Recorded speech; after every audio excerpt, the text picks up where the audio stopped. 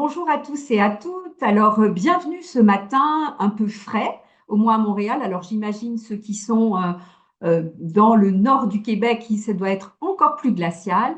Alors, nous sommes très heureux, vous le savez, depuis le début du mois de janvier, d'accueillir à la diffusion de Gallimard, de Madrigal, les éditions Zoé. Et nous avions envie ce matin de pouvoir vous présenter, que les chevilles ouvrières de cette maison puissent vous parler de l'histoire de leur maison et aussi donc de vous présenter les titres phares de leur histoire. Alors, juste peut-être pour, vous voyez, les éditions Zoé, donc, c'est pas 50 ans en 2026, mais c'était 50 ans l'année dernière. Donc, elles ont été créées en 1975. Alors, dans un garage, je trouve ça extraordinaire, et puis nos invités vont pouvoir nous en parler. Donc, par Marlise Pietri, et elles ont été fondées donc dans le sillage des contre-cultures des années 60. Et donc, ce matin, je vous le disais, nous allons le plaisir d'accueillir Caroline Couteau et Yannick Stiasny, qui sont tous les deux. Donc, Yannick, depuis le 1er janvier, est co-directeur. Donc, nous avons les co-directeurs avec nous de cette maison. Yannick, Caroline, bonjour. Bonjour. Bonjour Gilda. Alors, écoutez, ah oui, ce que j'aimerais dire avant que vous commenciez, c'est que je trouve que ce qui est très intéressant, donc c'est cette maison suisse, être éditeur suisse en Suisse, c'est un peu comme, je pense, être éditeur au Québec, c'est-à-dire que dans les librairies suisses, alors qu'au Québec, ça a beaucoup changé, mais dans les librairies suisses, je me suis laissé dire que 80% des livres qui étaient en vente étaient des livres publiés en France. Donc, vous êtes, et c'est ça que nous aimons chez Gallimard Diffusion, vous êtes des défenseurs d'une certaine littérature, vous êtes défenseurs aussi de la culture de votre pays. Alors, peut-être pour commencer cette présentation, la première question, c'est d'où vient le nom des éditions Zoé? Eh bien, ça vient en grec, Zoé veut dire la vie. Et donc, la vie des livres, la vie qu'on trouve dans les livres, la deuxième vie ou les 1000 vies qu'on peut vivre grâce à la lecture. Voilà, ça recouvre un peu tout ça, ce nom. Ouais. Alors, donc, depuis les années 75, on le voit, on le sent, la maison a évolué, mais sa vision, mais sa mission est toujours la même, je pense, hein. Voilà, le fameux garage dont je parlais tout à l'heure. Alors, peut-être, je vous laisserai nous raconter cette histoire absolument extraordinaire de ce garage. À, le garage était à Genève, hein, c'est bien ça? Oui, alors le garage était à Genève. Là, c'est une image probablement de 1976, donc un an après la fondation, quoique on sait tous que quand on commence quelque chose, on ne sait pas du tout ce que ça va devenir et on n'a pas forcément l'impression, enfin, on n'a pas forcément l'idée que la première conception d'un livre va être la première année d'une épopée qui va durer 50 ans. Mais là, effectivement, on se trouve dans un garage. Vous voyez à droite, il y a une machine offset avec trois corps penchés sur la machine. Les pantalons blancs, c'est Marlise Pietri, la fondatrice. Et puis, vous avez Sabine Engel et Arlette Avidor, les deux complices qui ont, pendant 10 ans, travaillé avec Marlise. Et quand je dis travailler avec Marlise, je suis pas tout à fait précise parce que il y avait vraiment une volonté de leur part d'une parfaite égalité, aucune hiérarchie entre elles, et la volonté, au fond, de créer un atelier du livre où il s'agissait de faire l'inverse de la séparation des tâches, de faire l'inverse du taylorisme, si vous voulez. C'est-à-dire que elles ont à la fois travaillé avec les auteurs, fait la mise en page avec le plomb à cette époque, euh, fait la reliure, enfin imprimé, fait la reliure, et ensuite elle faisait elle-même aussi la diffusion et la distribution, et bien sûr la communication, la promotion, ce qui était un peu différente à l'époque. Ça a duré à peu près 10 ans, et ce qui caractérisait à peu près tous les livres du début, c'était leur engagement politique très à gauche. Et peut-être le livre pour moi des débuts qui est le plus emblématique, c'est Pipe de terre, pipe de porcelaine de Madeleine Lamouille. Madeleine Lamouille, c'était une femme qui a travaillé comme femme de chambre dans des maisons bourgeoises en Suisse romande entre 1920 et 1940. Euh, Ce texte a été publié en 1978 et nous l'avons réédité en 2021 avec une préface de Michel Perrault, la grande Michel. C'est pas rien, la grande historienne de l'histoire des femmes, c'est pas rien du tout, oui. Ouais, alors franchement, c'était une expérience assez magique. Je lui ai envoyé par courrier postal rue Madame à Paris le livre de l'époque en lui demandant si elle le connaissait et sinon si elle aurait la gentillesse. Enfin, j'ai essayé de faire une lettre très très très courte pour avoir le plus de chances possible qu'elle la lise en entier en lui présentant cette histoire ouvrière hein, et féminine. C'est une histoire de classe et une histoire aussi de violence faite aux femmes, mais racontée par une femme qui a une gouaille, une personnalité et une énergie absolument extraordinaire. Et Michel Perrault lit le livre, m'appelle 3 semaines après l'envoi en disant, mais comment ça se fait que je n'ai jamais lu ce livre? Il y a tout ce dont, tout mon sujet, toute ma carrière est dans cette histoire. Et donc elle nous a fait une très jolie préface qui raconte enfin qui met en perspective cette femme qui a pour moi c'était ça, c'était d'abord peut-être ça qui m'a ému et frappé une oralité extrêmement personnelle. Donc chaque mot a une épaisseur et est très incarné. Elle raconte, par exemple, quand elle arrive dans une nouvelle famille, elle dit, bon, on était moins bien nourris. Ça me gênait pas, en fait. Mais ce qui vraiment m'embêtait, c'était que nos patrons nous disaient pas bonjour. Et on n'avait pas le droit de lire les journaux. Et voilà, elle raconte une Suisse aussi absolument méconnue ou moins ou plus connue aujourd'hui. Et c'était une Suisse qui pouvait être incroyablement pauvre. Vraiment, elle a grandi les 15 premières années de sa vie, elle avait faim, par exemple.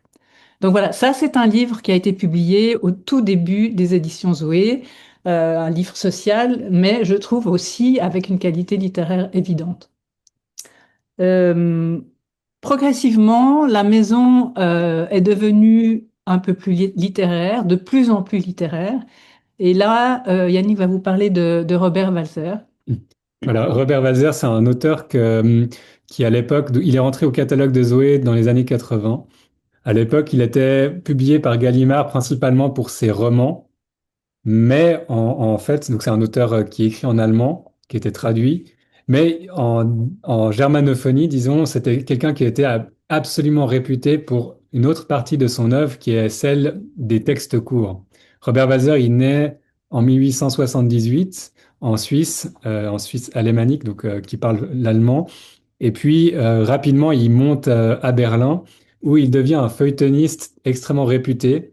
Tout le monde germanophone de l'époque le lisait, Kafka, Hermann Hesse aussi. Et il avait vraiment une réputation pour ses textes.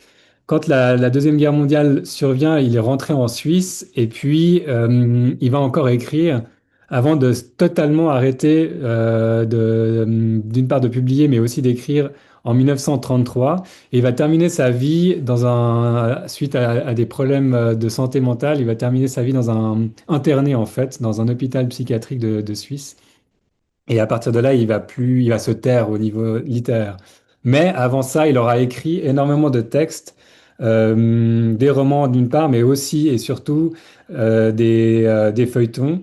Vous avez à l'écran La Buveuse de larmes, qui est le plus récent des livres que nous ayons publiés. C'est un recueil de feuilletons qu'il a publié pour la presse germanophone.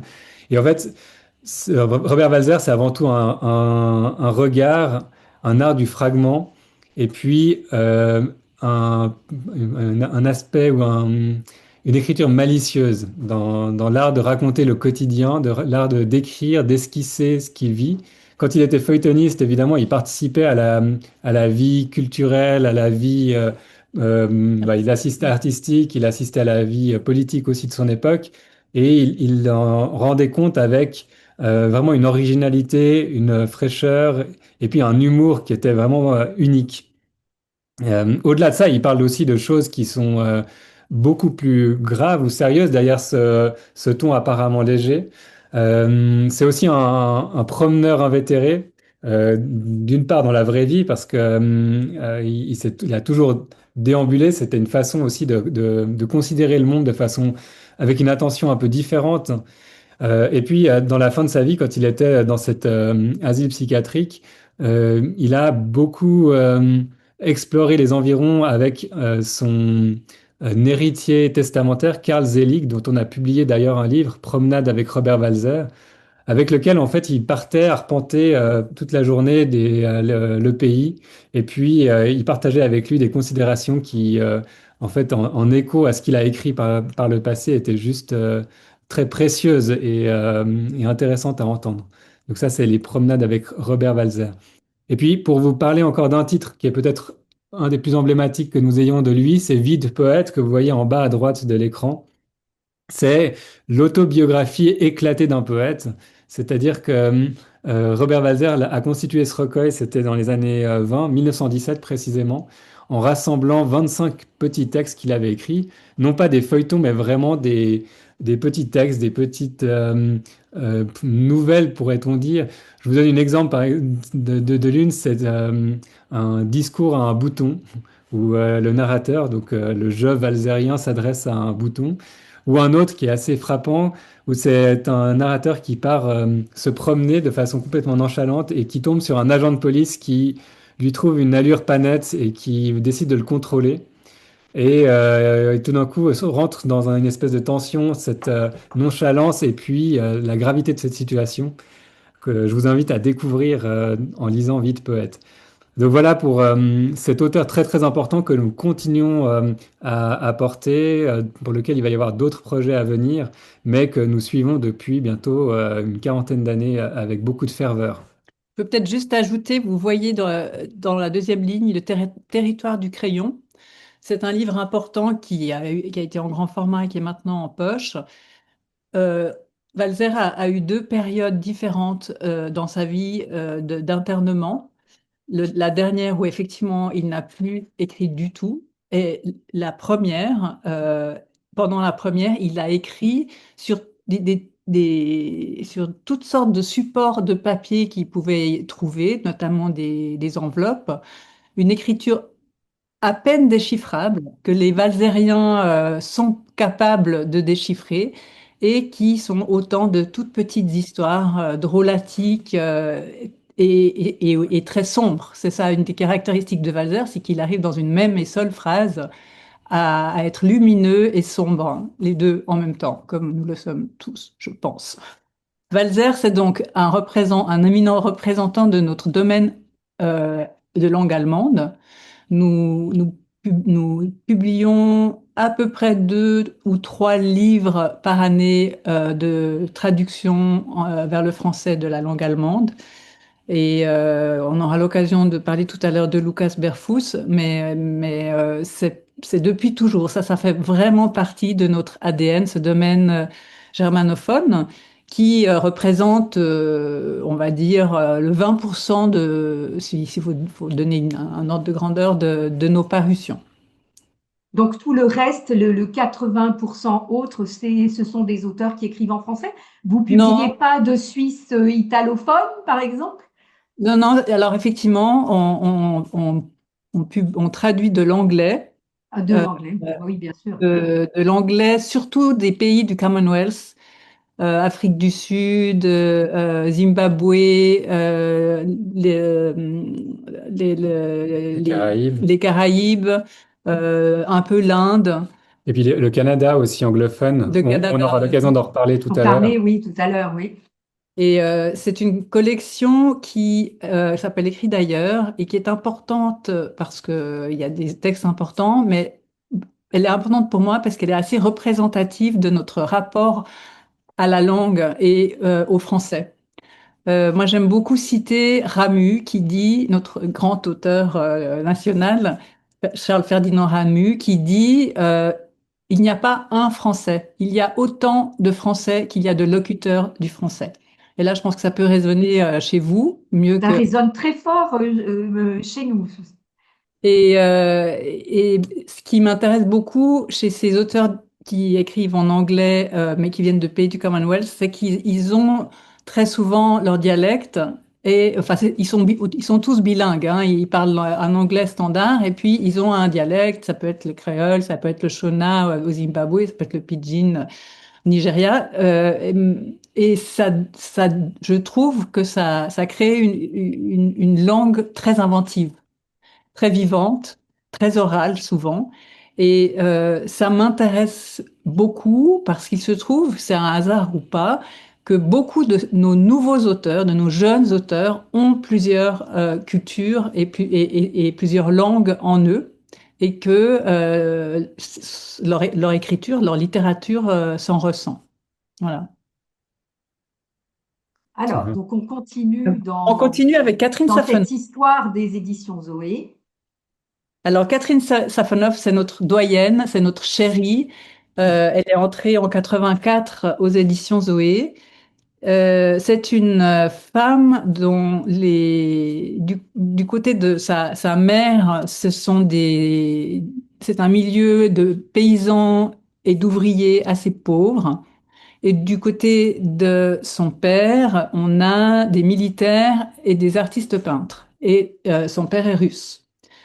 Ce qui crée, je pense que ça joue un rôle, je vous le dis, parce que je pense que son intranquillité et son opiniâtreté est le résultat de ses origines pour le moins, disons, presque divergentes, je dirais. J'aime bien la présenter, Catherine Safonov, comme une sorte de Annie Ernaux avec l'humour en plus. C'est quelqu'un qui utilise vraiment sa propre vie comme matériau pour en faire quelque chose d'universel. C'est une écriture de l'intimité, mais vous avez l'impression qu'elle vous parle de vous et vous vous dites tout le temps, mais comment est-ce qu'elle sait? C'est une écriture très précise. Elle maîtrise assez virtuose, je dois dire, mais elle fait toujours, dans presque toutes ses phrases, plutôt classiques et bien structurées, il y a toujours une espèce de petite chose qui la rend archi contemporaine. La Fortune, c'est son dernier livre. Elle raconte comment, à l'âge de 80 ans, elle s'est fait virer de sa petite maison, elle s'est fait chasser de sa petite maison par son cher meilleur ennemi, qui est son ancien mari, le père de ses deux filles. Et la voilà qui doit aller vivre en France voisine, dans un bout de ferme chez sa fille. Et elle raconte comment elle s'acclimate, comment elle se familiarise avec ce nouveau lieu et avec ses nouveaux voisins, parce que c'est quasiment la première fois qu'elle doit vivre avec des gens, qu'elle doit cohabiter avec des gens. Et elle apprend les règles de la bienséance. Et ça lui coûte beaucoup. Et elle se rend compte qu'elle a passé toute sa vie à les ignorer et qu'il est bien temps qu'elle les apprenne un peu. Et c'est aussi pour elle, dans ce livre-là, l'occasion de revenir à des moments clés de sa vie, notamment son enfance, où on voit ses fameux grands-parents dont j'ai parlé tout à l'heure, mais aussi, par exemple, il y a un long passage aux États-Unis dans les années 60 où elle va quelques années vivre avec son premier mari dans un campus universitaire. Et voilà, c'est une écrivaine à l'écriture, même si je pense qu'elle serait pas du tout contente que je dise ça, assez féminine, euh, ne serait-ce que par les sujets dont elle parle, hein, la maternité, une femme qui écrit comment ça se passe, la sexualité, l'amour, trouver la bonne distance. En fait, au fond, son obsession, son sujet dans chacun de ses livres, c'est comment on trouve la bonne distance avec les gens qu'on aime, ni trop près, ni trop loin. Voilà. C'est une grande, hein. Vraiment, c'est une grande écrivaine. Donc vous Donc, entendez. on aimerait la rencontrer, hein. Elle a l'air assez incroyable. Ouais. Moi, je vais continuer sur cette lancée-là. Donc, on vous disait que Zoé, je reviens dans le fil historique de la maison, on vous disait que Zoé devenait de plus en plus littéraire dans les années 80. Et puis, Robert Walser, Catherine Safoneuf, mais aussi un nouveau venu très important pour nous, Nicolas Bouvier, dont vous avez sans doute entendu parler. Donc, c'est un écrivain voyageur, le père de l'écriture de voyage contemporaine, qui est né à la fin des années 20, en 1929, et qui est né à Genève et qui, en 1953, part avec son meilleur ami Thierry Vernet pour un voyage. Donc, ils ont 24 ans. Ils partent pour un voyage de plusieurs années. En fait, ça va s'avérer un voyage de plusieurs années, direction l'Est en passant par tout le Moyen-Orient, l'Afghanistan, le Pakistan, puis ensuite Ceylan, puis le Japon. Ils vont faire un voyage ensemble, se séparer, se retrouver à différentes étapes. Et à partir de cette expérience, Nicolas Bouvier va écrire L'usage du monde, qui est vraiment un manifeste de l'écriture de voyage, où il va raconter ce périple, faire le portrait, c'est un magnifique portraitiste, le portrait des gens qu'il rencontre, des difficultés auxquelles ils sont confrontés, et puis ce dépaysement qui est complètement absolu de traverser le continent eurasiatique dans les années 50. L'édition que vous voyez à l'écran d'Oro, c'est la toute première édition. Donc, quand le livre paraît, c'est en 1963, c'est un livre à compte d'auteur. Et Doro, c'est une maison d'édition basée à Genève, voisine des éditions Zoé, que nous représentons en tant que Zoé pour la vente et la diffusion euh, ailleurs qu'en Suisse, en fait. Donc, si l'usage du monde sous cette version, qui est donc illustrée par Thierry Vernet, est chez vous, c'est via Zoé. Et un autre livre très important, et là pour le coup directement de chez Zoé, c'est le Hibou et la baleine que vous voyez sur l'écran aussi. C'est le premier livre que Nicolas Bouvier publie chez Zoé directement. Il confie vraiment l'édition et la confection de ce livre à Marlise Pietri, la fondatrice. À l'époque, c'était au début des années 90. Et c'est un autoportrait en images. Bouvier, c'est un chasseur d'images. Il a été iconographe au-delà d'être écrivain voyageur pour gagner sa croûte. Et il avait une collection absolument somptueuse d'illustrations, notamment d'art populaire. C'était quelque chose qui l'intéressait énormément. Et dans Le Hibou et la baleine, c'est une collection d'images, mais aussi de textes, euh, à travers lequel Bouvier aborde différentes questions. Alors, toujours avec un humour et une finesse d'esprit, mais des questions qui peuvent être assez graves sur la mort, sur le voyage, l'ailleurs aussi, sur la curiosité. C'était quelque chose qui le mettait beaucoup en branle. Et puis, ce livre-là, Le Hibou et la baleine, a eu plusieurs vies chez Zoé. La dernière d'entre elles, c'était en fin 2024, puisque ça a été le livre qui a lancé l'année de nos 50 ans. Donc là, vous avez l'édition en beau livre, disons. Mais cette édition n'est pas la dernière, puisque nous la rééditons l'année prochaine. Pardon, cette année, puisqu'on est en 2026 maintenant. Donc, en été de cette année, sortira une nouvelle édition du Hibou et la baleine. Voilà pour Nicolas Bouvier. Et c'est l'occasion pour moi de vous parler d'une nouvelle étape de l'histoire Zoé. On est au tout début des années 90 et puis Zoé, donc, qui est devenue de plus en plus littéraire, n'est toujours que diffusée en Suisse, et particulièrement en Suisse francophone. Il faut savoir que la Suisse, c'est 8 millions d'habitants aujourd'hui à peu près, et 2 millions de locuteurs francophones, ce qui n'est pas du tout assez pour faire subsister un éditeur professionnel.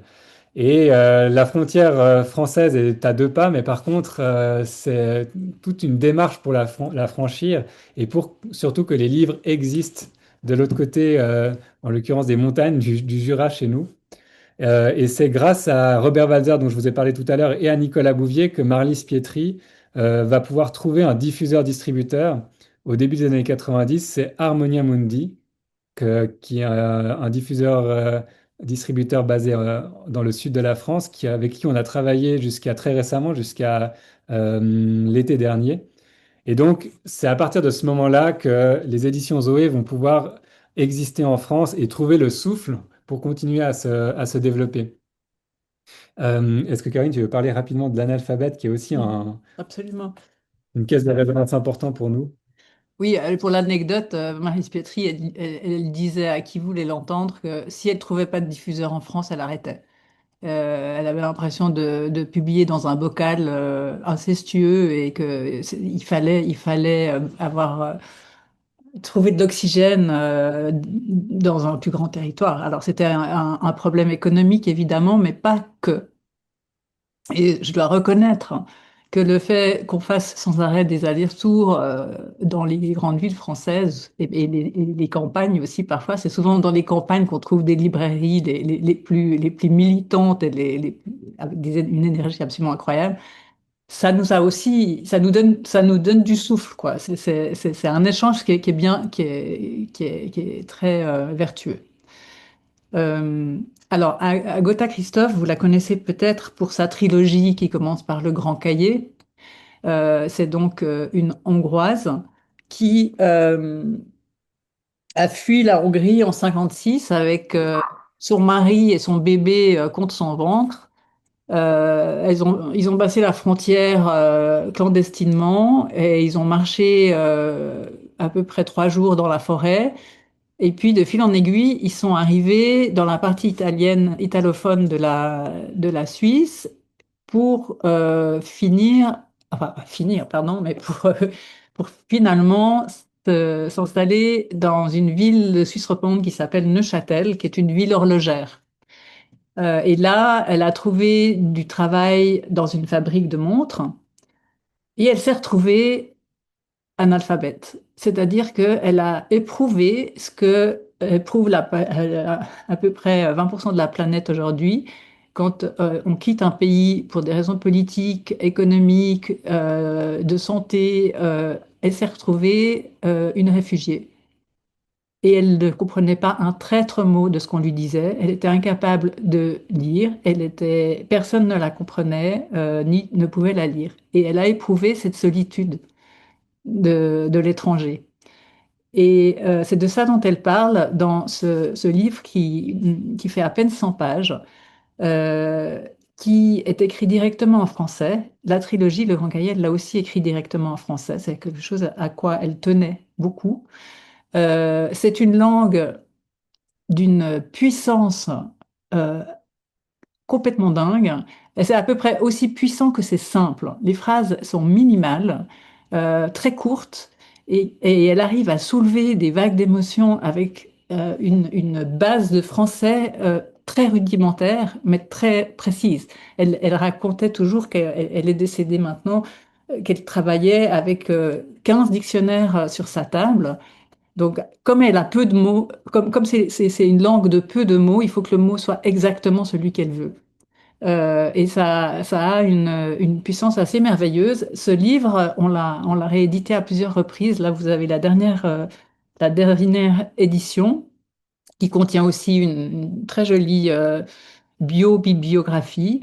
On le vend de plus en plus. C'est vraiment un livre de fond. Je pense qu'on le vend de plus en plus parce il raconte la vie d'un étranger dans n'importe quelle situation. Elle a réussi vraiment avec sa simplicité à réunir et à faire en sorte que enfin, c'était pas forcément son but, mais il se trouve que les réfugiés, les étrangers se reconnaissent dans ce texte et peuvent le lire parce que c'est une langue justement très simple. J'ai eu une amie à Paris qui s'occupe de la communauté afghane. Et un jour, je mange avec un de ces Afghans qui me dit, je suis en train d'apprendre le français, il me dit évidemment le français, euh, mais j'y suis pas encore. Et le jour où j'arrive à lire un livre en français, je pense que j'aurais fait un premier pas dans l'intégration. Je lui ai envoyé l'analphabète. Il a lu l'analphabète, il a dit ce livre parle de moi. Dans la communauté afghane à Paris, ils ont presque tous lu l'analphabète désormais. Et voilà, c'est une femme qui est hongroise et qui arrive en Suisse, mais ça parle à un jeune Afghan de 21 ans qui arrive en France. Ah, c'est Et très intéressant l'histoire de ce livre, hein. oui, oui, Et ça ne peut que parler aujourd'hui quand même à toutes les personnes étrangères qui arrivent dans un pays francophone. C'est exactement ça. Et ça dit la solitude Mhm. que c'est. C'est très beau, c'est vraiment très beau. C'est très vivant, hein. On n'est pas dans la lamentation. Agatha Christophe, c'était une personne très fière et il n'était pas question de se présenter en victime. C'était pas ça. C'était Ouais. plutôt raconter l'expérience de la solitude. Et de la langue, elle parle, par exemple, elle adorait le hongrois. Elle avait un espèce de don, elle parle d'elle en quelques pages aussi de son enfance. Elle avait un rapport à la langue et à l'écrit et à la lecture extrêmement précoce. Et quand elle a quitté la Hongrie et qu'elle a appris le français, elle a appelé le français dans un premier temps sa langue ennemie, parce que à mesure qu'elle apprenait le français, elle oubliait le hongrois. Et ça a été quelque chose de douloureux.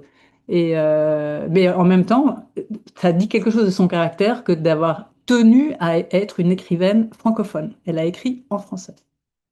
Mm. Moi, ce que je trouve bien aussi et fort, c'est que il n'y a pas de complaisance. Enfin, quand elle raconte cette expérience effectivement et de solitude, d'intégration, etc., il y a aussi cette notion de violence à travers le fait de devoir s'approprier une nouvelle langue qui, en quelque sorte, remplace le hongrois. Et c'est vraiment un sentiment très fort qu'elle parvient à dire de nouveau avec peu de mots. Et c'est un texte, je pense, qui résonne énormément avec notre catalogue.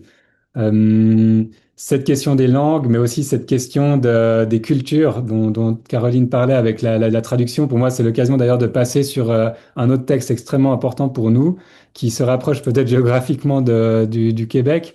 C'est Les Étoiles s'éteignent à l'aube de Richard Wagamese. Là, on est un peu plus loin, on est en 2016. Donc, entre-temps, juste vous dire aussi que Marlise Pietri, la fondatrice, a transmis la maison et que quand une maison d'édition est transmise, c'est toujours un moment un petit peu délicat parce qu'il faut à la fois faire continuer la ligne, faire continuer l'élan de la maison et puis en même temps se réapproprier les choses, mettre sa propre signature. Donc, c'est Caroline qui a repris la maison en 2011. Et puis, la trajectoire s'est poursuivie sur toute une série d'axes, notamment celui de développer notre présence en dehors de la Suisse, avec cette question justement de pouvoir porter aussi les voix, les autoristes de Suisse ailleurs. Et pour avoir souvent parlé avec Simon-Philippe Turcotte de la Peuplade, je pense qu'on a des situations très similaires où on publie chacun dans une région, dans un pays, et puis c'est comment on fait voyager et circuler ces livres, ces auteuristes, quand on n'est pas dans la métropole française, mais qu'on est en périphérie plus ou moins lointaine. Mais il y a toujours cette question-là, je pense, qui est très, très centrale pour notre travail. Et donc, dans le cas de Richard Wagamez, ça a été un phénomène pour nous, en fait. On était en 2016 quand on l'a publié.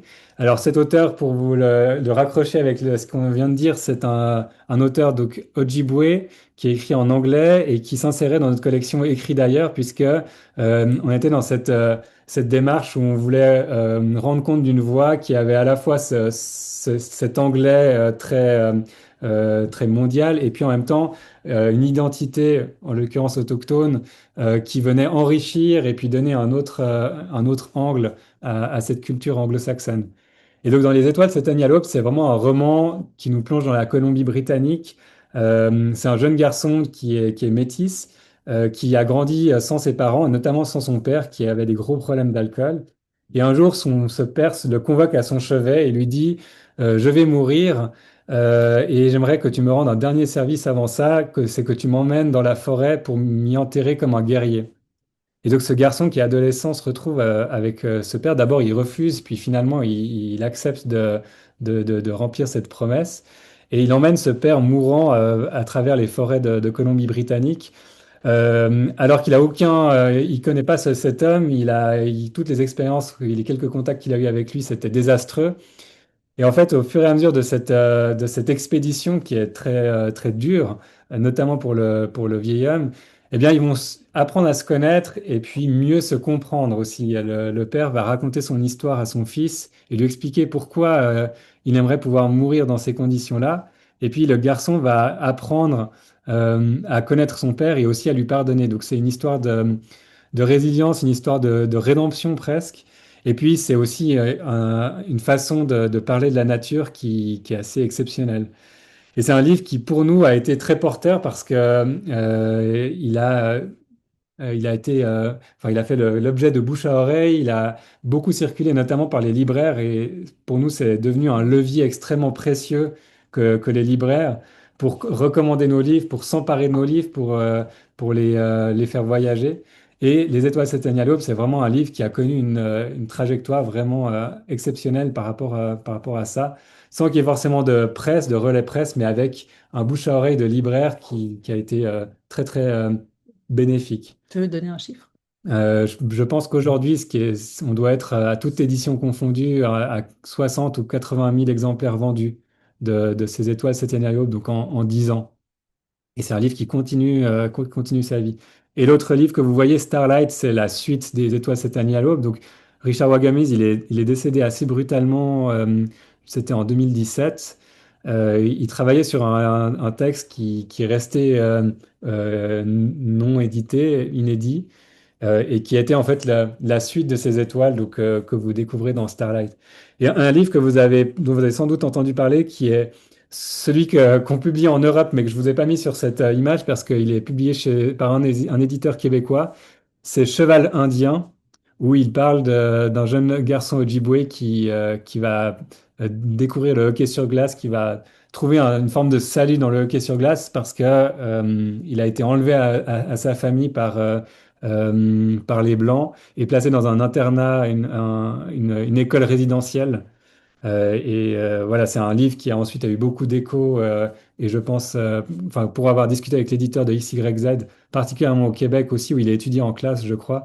Donc c'est vraiment un auteur qui pour une autre raison, en fait, a pas mal de retentissement aussi des deux côtés de l'Atlantique finalement. Voilà pour Richard Wagamese et notre grand fleuron, disons, de la littérature traduite. Euh, En 2016, il s'est passé un autre événement pour nous. C'était vraiment une année particulière, mais avec l'arrivée d'une nouvelle romancière qui est Elisa Soie du Sapin. Alors, reprends la parole. Euh, Elisa, elle a 23 ans. Quand elle envoie Hiver à Sokcho dans une enveloppe jaune qui va se mettre sur la pile des manuscrits, par bonheur, je tarde pas trop, parce que si j'avais été un peu plus lente, je l'aurais raté. Et je tombe sous le charme de ce climat qu'elle instaure d'emblée. Dès les deux premières phrases, on est dans son monde à elle. C'est l'histoire d'une jeune femme coréenne qui travaille dans une pension où va s'installer pour quelques semaines un homme qui fait de la bande dessinée et qui prévoit de travailler sa bande dessinée dans cette pension et qui vient de Normandie. Et cette jeune femme est complètement fascinée par le dessin de cet homme et aussi par le fait qu'il soit français, qu'il parle français. Elle-même, elle est coréenne, mais son père, qu'elle n'a pas connu, vient de France. Donc elle a une fascination pour la langue française. Et s'instaure entre ces deux-là une espèce de jeu de chat qui n'est pas une histoire d'amour, mais une histoire de curiosité et d'attirance, très certainement. En tout cas, de la part de la jeune fille. Dans cette histoire, il est aussi question du rapport mère-fille de manière très, très belle et très crue et très dure aussi. J'ai été complètement frappée qu'une aussi jeune fille soit capable et le courage et l'audace de parler comme elle le fait des rapports entre les uns et les autres. C'est quelqu'un aussi qui a confiance euh, en les mots suffisamment pour oser faire écouter des silences. Ce qu'il se passe et ce qu'il se dit entre deux mots. Et c'est quelqu'un donc qui sait suggérer très très bien, plutôt que de faire des grandes explications psychologiques, qui n'est pas exactement ce que je préfère dans la littérature. elle suggère, grâce à des images, grâce à des silences et grâce à des situations. Ce roman a reçu beaucoup de prix dans sa langue originale, qui est le français. Et Folio l'a publié, donc certains d'entre vous peut-être le connaissent chez Folio. Et puis il a assez rapidement été traduit en allemand, en italien et en anglais. L'anglais pour nous, c'est vraiment la langue la plus, c'est un peu le Graal, hein, quand on arrive à traduire une de nos créations en anglais.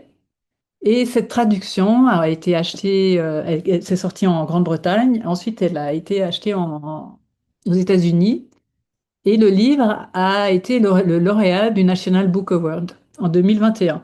Et ça a changé la vie d'Elisa, parce que de quelques traductions et de beaucoup de prix déjà, mais elle a été traduite en 30 langues, ou même un peu plus Mhm. maintenant. Et c'est une voyageuse, c'est une fille curieuse, donc elle va beaucoup accompagner ses livres dans les pays qui la traduisent. C'est une voyageuse aussi, peut-être parce que elle-même a une mère coréenne, un père français, et elle a grandi dans une petite ville du Jura en Suisse. Et un des sujets qu'on retrouve dans tous ces livres, c'est l'identité, une quête d'identité à travers trois langues. En tout cas deux, c'est-à-dire le coréen et le français, mais il y a souvent de l'anglais aussi et souvent de l'allemand aussi. De quoi me sentir très à l'aise avec cette œuvre.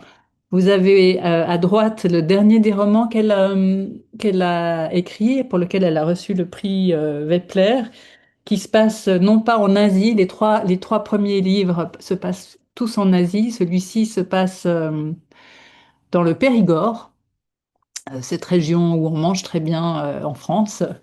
Pas tout à fait le sud de la France, mais c'est, disons, le sud-ouest comme ça. Et c'est deux sœurs qui se retrouvent après ne s'être pas vues pendant plus de 10 ans pour vider la maison familiale. Et il se retrouve aussi dans ce livre une thématique présente dans tous ces livres qui est la nourriture.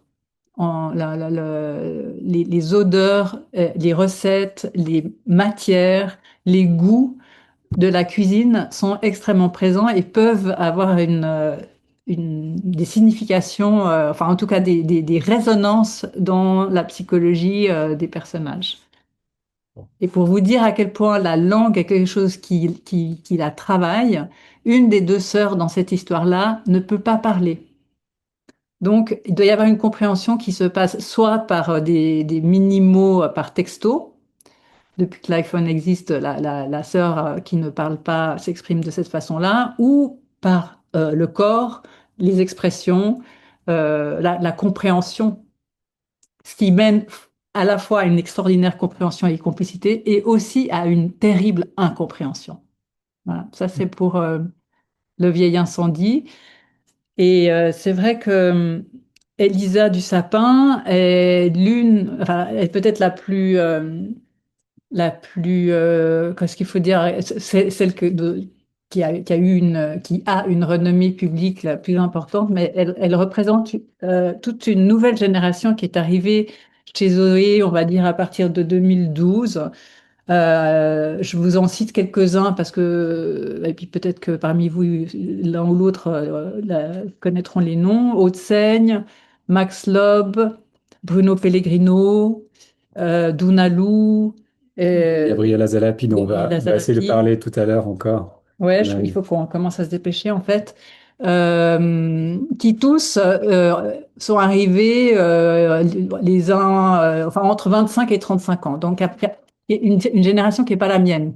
Et moi, j'étais très contente de pouvoir entrer dans l'imaginaire et le regard sur le monde d'une génération qui n'est pas la mienne.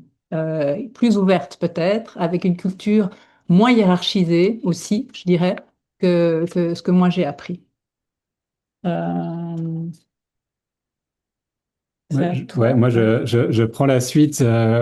Donc, J'aimerais juste vous faire un pas de côté pour vous parler très rapidement de notre collection de poches, Zoé Poche. Là, vous voyez un livre assez emblématique de cette collection. Donc, jusqu'à 2019, la collection était très discrète et avait surtout pour vocation de publier des livres qui étaient étudiés en classe, donc dans les écoles de Suisse principalement, avec des livres du patrimoine.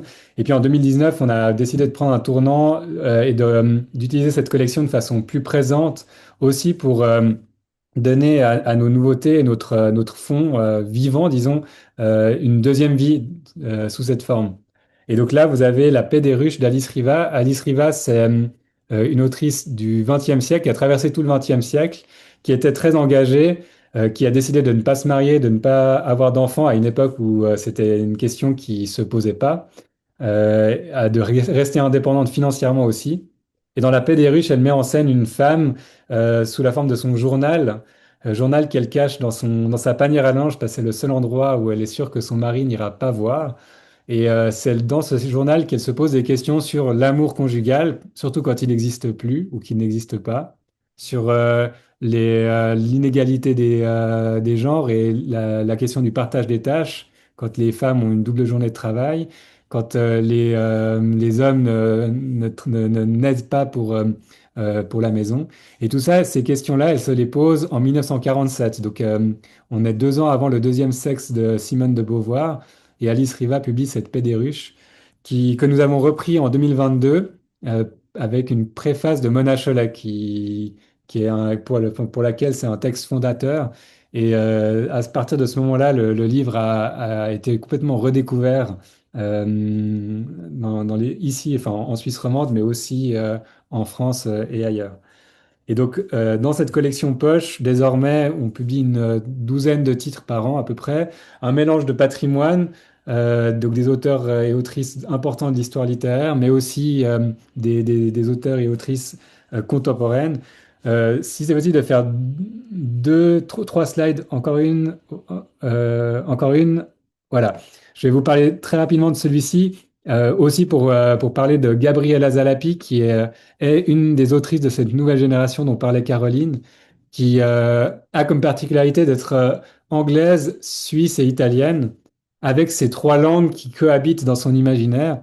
Et ce rapport à l'écriture, donc elle écrit en français, mais ces trois langues cohabitent et charrient leurs différentes identité, ce qui rend son style très très unique. Pour elle, je crois que l'italien, c'est la langue du corps, tandis que l'anglais, c'est la langue de l'esprit. Il y a l'allemand aussi qui est dans son propre itinéraire personnel. Donc voilà, chaque langue cohabite et Gabriella écrit en puisant dans les unes et les autres. Son premier roman, c'était Antonia, que vous voyez en petit, qui est un journal, on retombe sur cette notion de journal, mais le journal d'une femme dans les années 60 en Sicile, à Palerme, qui vit dans la très grande bourgeoisie, mais qui est extrêmement isolée de par le fait qu'elle a été mariée à un homme qu'elle n'aime pas tellement, et puis qu'elle se retrouve confrontée à ce lourd héritage patrimonial, et puis aussi ce rapport à la vie sociétale qui est très compliqué. Et elle va trouver une forme d'échappatoire d'abord dans les archives familiales, puis à un moment donné, elle va réussir elle-même à s'émanciper directement de cette famille. C'est un livre qui avait eu pas mal de retentissement en 2019 quand il avait paru. Et en 2024, vous avez le troisième roman de Gabriela Zalapi qui est apparu, Hilaria, que vous avez à gauche, qui lui a connu un très grand succès, qui a eu le prix Femina des lycéens en France, qui est en cours de traduction dans différents pays, et que nous rééditons donc en poche pour vous montrer aussi l'aspect contemporain de cette collection. Et il sortira sous cette forme en mars en France, donc je pense en avril au Québec. Et puis, pour vous parler peut-être, si on revient 2 crans en arrière, voilà, des nouveautés de ce début d'année. Voilà le livre que nous avons publié en janvier en France et qui devrait sortir chez vous d'ici quelques semaines, je pense. Est-ce que toi, tu vas en parler rapidement, Caroline? Euh, je regarde juste le temps qu'on a. Ouais. C'est Haute-Seigne, ce qu'on appelle une écrivaine voyageuse. Elle a reçu le prix Nicolas Bouvier au Festival Étonnant Voyageur à Saint-Malo. Elle a de Bouvier hérité cette extraordinaire capacité à attraper ces moments qu'on éprouve souvent, un peu plus souvent en voyage que dans notre vie quotidienne. Ces moments où on a l'impression de voir, de saisir, de comprendre le monde et d'en faire partie. C'est ces moments d'épiphanie dont Nicolas Bouvier parle très bien, et elle aussi a cette capacité à exprimer ce genre de bonheur très fugace toujours qu'on éprouve en voyage. Ce Nord à contre-jour, c'est l'histoire d'une famille recomposée qui fait son premier voyage ensemble. Donc on a deux adultes très très amoureux et trois enfants, deux de monsieur et un de madame. Et il va s'agir de trouver comment s'entendre, se faire de la place, trouver la bonne distance, pour reprendre l'obsession de Catherine Safonov, respecter sans se faire marcher dessus. Et la narratrice qui raconte ça a l'impression que régulièrement elle fait tout faux, que ça sonne faux, et comment c'est compliqué parce que les enfants sont là de continuer de vivre une relation amoureuse, qu'enfin on est ensemble pendant 10 jours, mais en fait on peut pas du tout vivre devant les enfants ou derrière les enfants l'histoire amoureuse. Voilà, c'est un texte d'un peu plus de 100 pages.